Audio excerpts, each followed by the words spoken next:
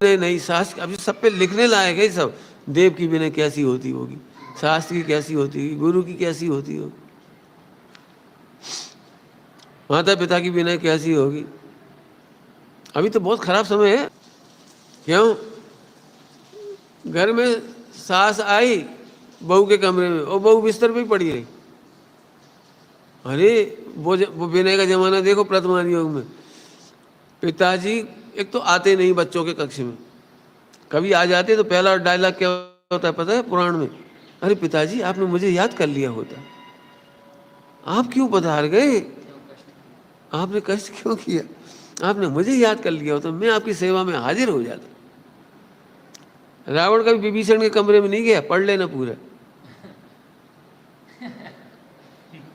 बड़ा भाई छोटे भाई के कमरे में नहीं गया कभी। पिताजी दशरथ राम के कमरे में नहीं गए, देख लेना पढ़ के। ये सब विनय थी। अब ये पूरे पाठ सपाट हो गए, पढ़ाई ही नहीं होती इस चीज़ की। मुझे इतना दर्द होता है, बच्चा टांग हिला रहा है, आराम से मोबाइल खेल रहा है, और दादी बेचारी बीमारी में भी झाड़ू लगा रही।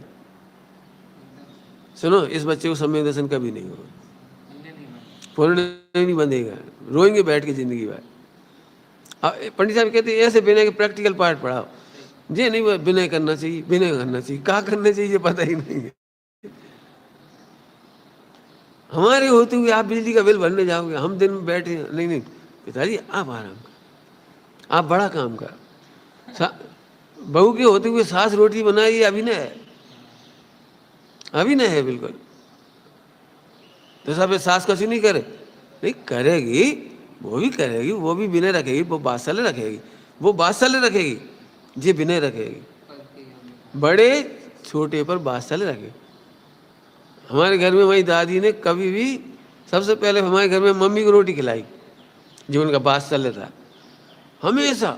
जबकि कानून के क्या कानून में सामाजिक नियमों के तो खिलाफ था कि घर में पहले पति को भोजन कराओ, सास ससुर को भोजन कराओ, फिर स्वयं खाओ। लेकिन नहीं, हमारे घर में उल्टा था।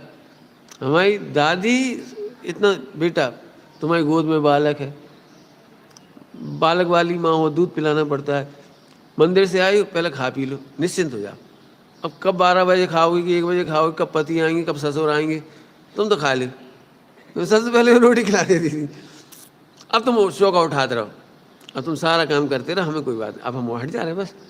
तो पहले उन्हें खिला देती थी, जब तक वे खाती थी 10-15 रोटी दादी ने बनाई, और इसके बाद फिर बनाने बैठी थी पूरी मम्मी ने बना ली, बस फिर चौका उठा लिए सबने मिल मिला के, काम हो गया। मैंने एक दृष्टांत दे रहे, बड़े लोग छोटों पे वात्सल्य करते और छोटे बड़ों की विनय करते। यदि ये पाठ नहीं आया तो तुम्हारी जिंदगी की पढ़ाई बेकार, डॉक्टरी बेकार, इंजीनियरिंग बेकार, सब बेकार, किसी काम की नहीं, बिल्कुल रद्दी खाने की टोकरी है। तुम्हारा दिमाग डस्टबिन है, डस्टबिन, जहाँ पूरे वर्ल्ड का लैंग्वेज का कचरा घुसा दिया। पूरे वर्ल्ड की लैंग्वेज और क्या क्या कहलाती, फैकल्टी और सब्जेक्ट, उनका कचरा घुसा रखा, वो कुछ नहीं, कभी सुखी नहीं होगी। विनय है।